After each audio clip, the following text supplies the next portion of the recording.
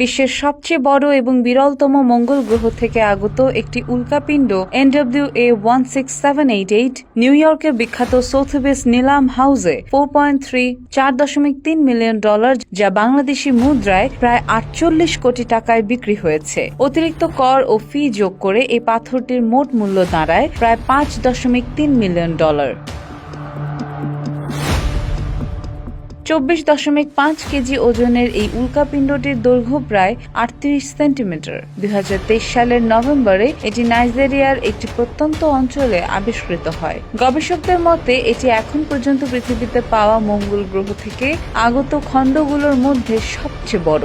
পরবর্তী বৃহৎ খণ্ডটির তুলনায় এটি প্রায় 70% বড়।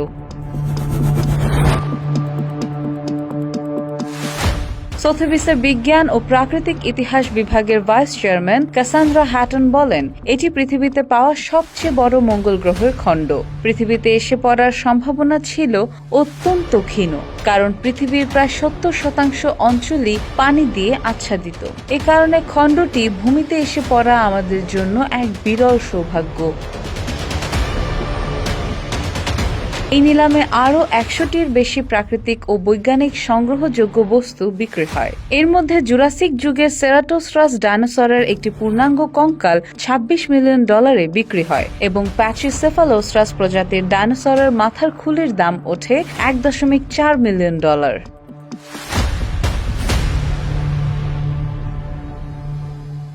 তবে কে এই মঙ্গল খণ্ডটি কিনেছেন এবং এটি কোথায় যাবে সে তথ্য প্রকাশ করেনি।